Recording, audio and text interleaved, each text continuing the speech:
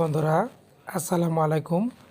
আপনারা জানেন যে 12 তারিখে ত্রয়োদশ জাতীয় সংসদ নির্বাচন অনুষ্ঠিত হতে যাচ্ছে। এই নির্বাচনে আপনারা যে ভোট দিবেন, ভোট দেওয়ার জন্য আপনার ভোটার নাম্বার দরকার এবং আপনার ভোট কেন্দ্র দরকার। তো কিভাবে আপনি আপনার ভোটার নাম্বার এবং ভোট কেন্দ্র দেখবেন সেটাই আজকে আপনাদের সাথে শেয়ার করব। এজন্য প্রথমে আপনারা যেটা করবেন, গুগল প্লে স্টোরে একটা প্রেস করে দিবেন, চলে যাবেন সার্চ বারে প্রেস করে আপনাদেরকে লিখতে হবে একটা অ্যাপ্লিকেশনের নাম স্মার্ট ইলেকশন ম্যানেজমেন্ট বিডি। খেয়াল করুন অ্যাপ্লিকেশনটার নামটা কিন্তু চলে এসেছে।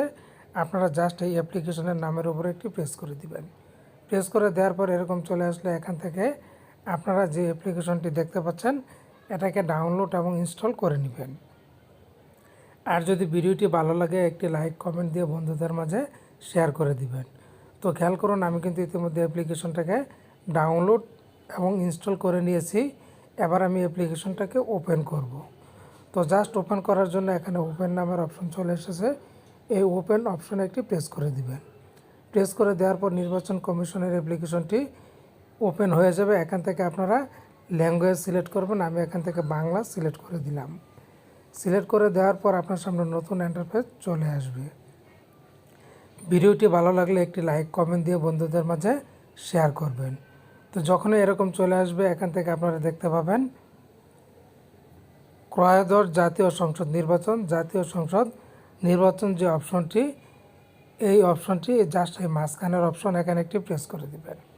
প্রেস করে দেওয়ার পরে এরকম চলে আসলে এখন এখান থেকে আপনারা নিচের দিকে পেয়ে যাবেন ভোট কেন্দ্র খুঁজুন নামের যে এই সার্চ বারে একটি প্রেস করে দিবেন।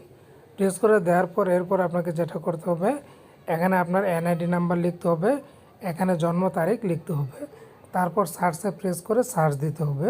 তো আমি লেখাগুলি লিখে তারপর আপনাদের সাথে শেয়ার করছি। তো বন্ধুরা খেয়াল করুন, এখন আমি আমার এনআইডি নাম্বারটা এবং আমার জন্ম তারিখটা দিয়ে দিয়েছি।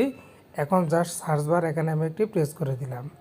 প্রেস করে দেওয়ার সাথে সাথে আমার কিন্তু এখানে চলে এসেছে। খেয়াল করুন এই যে এখানে আমার ভোটার নাম্বারটা চলে এসেছে। এটা হচ্ছে আমার ভোটার নং। আর ভোটার যে ক্রমিক নম্বরটা দরকার, এটাই হচ্ছে সেই ক্রমিক নম্বর। এই যে চলে এসেছে এবং আমার যে ভোট কেন্দ্র চলে এসেছে। এই ভোট কেন্দ্রে আমি ভোট দিতে পারবো এবং কেন্দ্র কোন জায়গাটা সেটাও কিন্তু দেখা যাচ্ছে।